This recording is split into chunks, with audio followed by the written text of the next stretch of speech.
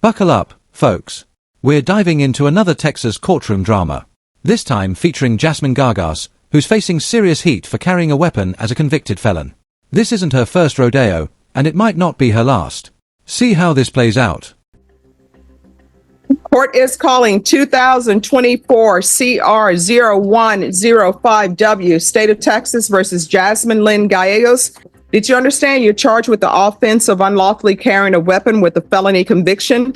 That is a second-degree felony. Range of punishment is anywhere from 2 to 20 years in prison and up to $10,000 fine.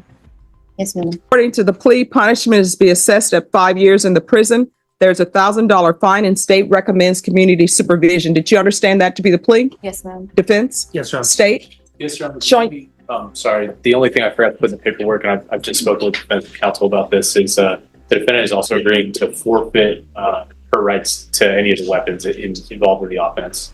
All right. Are you proceeding with sentencing? Yes, Your Honor. Anything you wish to say on behalf of your client? No, Your Honor, we just asked the court to follow the agreement. All right. Do you have any children? No, ma'am. How are you employed? I'm currently unemployed at the moment. Any drug use? No, ma'am. And if you were released, who would you be living with? My grandmother. Does she want you living with her? Yes, ma'am. Have you talked to her and she said she wants you living with her? Yes, ma'am. I have a good support system out there with my family. All right. You know you're not supposed to have weapons. Why do you have weapons? OOF. That line hit hard. The judge isn't buying the mistake excuse for a second. And honestly, can you blame her? In criminal court, a mistake is forgetting to pay a fine, not walking around strapped when you legally can't. What are you thinking? A slip-up or a reckless choice? I made a mistake, Your Honor. No, you didn't. You made a choice. So why do you have weapons? You know you're not supposed to have them. A mistake is somebody gave you a bag, you didn't know weapons were in it, and then there were weapons. So why, you know you're not supposed to have weapons. Why are you having weapons? I hang with the wrong people. If I ask the wrong people that you're saying that you're hanging out with, if I were to ask them the same questions, you know what they would tell me? Hanging out with the wrong people. And I would say, well, who is that? And they'd say, Miss Gallegos. All right, I'm going to sentence you to 5 years in prison, suspended and probated for 5 years. There's to be a TAP evaluation and MIC evaluation in custody. All right, good luck to you. Isaac. Okay, so she catches a break. 5 years suspended. That means no prison time if she sticks to probation rules. Sounds simple, right? But trust me, probation is like walking a legal tightrope. One wrong move, and it's over. Are you the same Jasmine Lynn Gallegos who was placed on community supervision in 2024 CR 0105W for the offense of unlawfully carrying of a weapon with a felony conviction on January 9, 2024 for a term of 5 years? Is that you? Yes, ma'am. State? Yes, Your Honor. Violated condition number 4 on or about the 22nd day of January 2024 in Bear County, Texas. The defendant, Jasmine Lynn Gallegos, the then and there failed to report as directed to the 187th District Court for a compliance hearing as directed by the supervision officer and or the court in violation of condition number 4. How do you plead to that? True or not true? True. Your Honor, we'll waive the remaining validated condition. All right. And I don't have a trial court certification. No, Your Honor, we are requesting to be continued. Yeah, Would you like the court like it instead anyway? Okay. Thank you. Understand by pleading to violation of condition number 4, the court could find it guilty. I'm sorry, could find it true. Grant the motion and sentence you up to 5 years in prison and up to $1,000 fine. You're going to need to speak up. Yes, ma'am. Knowing that, do you still wish to plead true to violation of condition number 4? Yes, ma'am. Court will find violation of condition number 4 true. Is there a proposed agreement? This proposed agreement, Your Honor, it is to deny the motion and continue her on her community supervision with additional TAP evaluation done while in custody and follow the recommendations of mental health eval in custody, ISP gang evaluation in custody, and also a UA hotline for 90 days, plus proof of residency and employment every 90 days. All right, so why should I follow this agreement? It appears that she hasn't done anything. Has she done anything? We're at the fork in the road. The judge is laying it out. She was given time, given hearings, given chances. And what did she do? Nothing. So, why should the court believe she'll change now? Be honest. Should she get another chance? On probation? No, Your Honor. All right, and then I had a compliance hearing. I always do compliance hearings. If there's an issue, people can come in, tell me what their issue is, and we can get them back on track. So I don't understand why I should continue her. We're just asking the court consider it, Your Honor.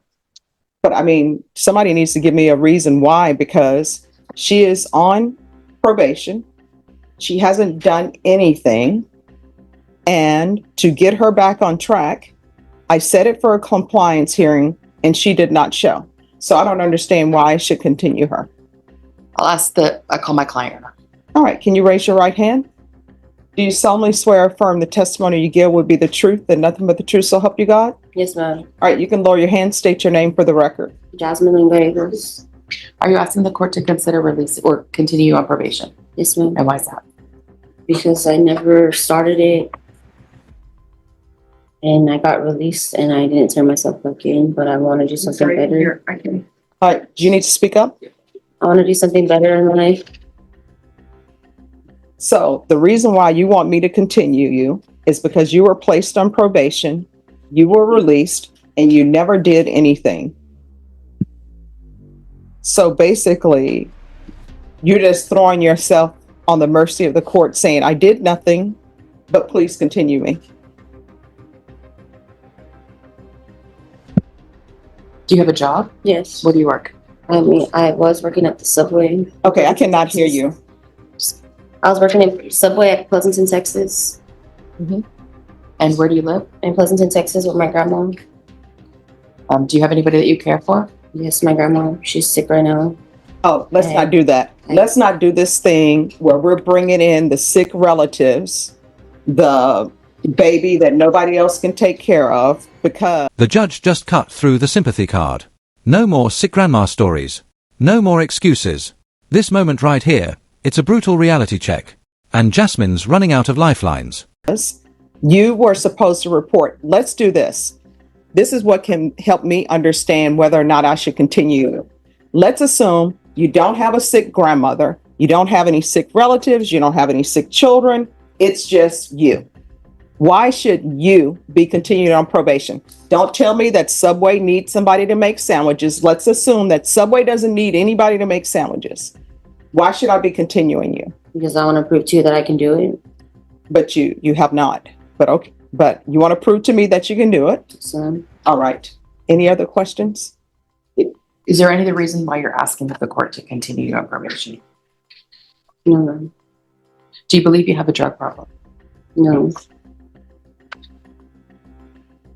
All right. So she don't have a drug problem. Why didn't you report?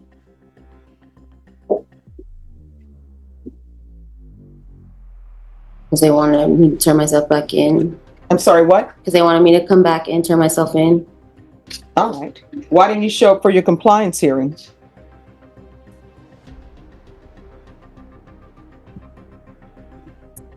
I'm sorry, I can't hear you. I don't know, ma'am. All right. Do you have a mental health issue? Have you been diagnosed with any mental health issues? No. All right. So I really don't have any reason to continue her. Her whole thing is, I didn't do anything. Don't revoke me. And the court reached, everyone knows, if somebody is falling off track, normally what I do in some situations, Ms. Gallegos, is because maybe sometimes people just fall off track. They just need to realize what they're looking at. And I set compliance hearings. And I'm not even going to consider, I set compliance hearings twice for you. The state only went on one, so I'm not even considering the other. But a compliance hearing was set for you to try to get you back on track to see, hey, is there something we're missing here? Is there something you need in order to be successful? And you didn't even show up for the compliance hearing. The compliance hearing was a step before your motion to revoke. Because I had a choice at that time. I always get notices from probation. They'll tell me how a probationer is doing. If there are some issues, I will always usually check compliance hearing. Let's bring that person in and find out what's going on. And you didn't even show up for that. So I don't think you're a good candidate for probation. Everybody who's in custody will come before me when they're in custody and say to me, I want to prove to you I can do it. But, you know, history has shown that you can't because you didn't.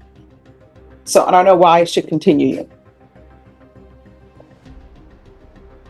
So I don't know if you want to talk to her, but I don't have a reason for why she didn't show up. Okay. All right. I'm not going to follow this proposed agreement. I don't think she's a good candidate for probation. She hasn't done anything. And she's been given opportunities to do things and she just refuses. And based upon her testimony, she didn't want to come back because she didn't want to turn herself in. I don't know what to do with that. If the court were to grant your request for continued probation and the TAP evaluation, would you comply with the conditions of the TAP Yes, ma'am. and any recommendations thereof? Yes, ma'am. Would you also comply with any conditions of the gang ISP evaluation, Yes, ma'am. as well as the mental health? Yes, ma'am. Your Honor, my client's throwing herself in the mercy of the court, and we're requesting that the court continue her on probation. All right. So under under direct examination, she stated she doesn't have any mental health issues. So that's not an issue. And now I'm being thrown at that there may be gang issues with her. And part of the plea bargain agreement was, in this case, she was to forfeit weapons, magazines, and ammunition. So she was placed on community supervision for that, and she has done nothing. Court is finding violation of condition number 4 true. Court is going to sentence you to 5 years in the prison, give you credit for any time served. There's a $1,000 fine. Time and money will run concurrent. I'll recommend, if she stated she doesn't have any drug issues, she doesn't have mental health issues, but I'll recommend the therapeutic community or the mental health unit at the prison. You'll have to recommend it as well because I have no jurisdiction. And if they discover that you do have a mental health issue, then they will take care of it there. Did you review the document entitled Trial Court Certification of Defendant's Rights to Appeal with your attorney? Did you understand it? Yes, ma'am. All right. You have a limited right to appeal, and that right to appeal is as it relates to the allegations in the motion, not the fact that you were on community supervision. Do you understand? Yes, ma'am. Because this is a felony conviction, you're not allowed to own or possess any weapons or ammunition. If you have a question over what a weapon or ammunition is, you'll need to speak to an attorney. Do you understand? Yes, ma'am. All right, we can go off the record. Good luck to you. You're going to have to start making better decisions. If you continue to pick up felonies in Texas, they're going to start labeling you as a repeater or a habitual. If you're a repeater, that means your range of punishment level is going to go up by one level. And if you're habitual, in some cases, your minimum is going to be 25 years at the prison. You have some choices you're going to need to make. Do you understand? Yes, ma'am. All right. And when you're released from prison, if you need help with anything, you can always come back here if I'm here. Okay. Good luck to you. That's the warning shot. Another felony, and she's looking at being labeled a repeat offender. Minimum 25 years if that happens. She's not just playing with fire, she's holding the matchbox wide open.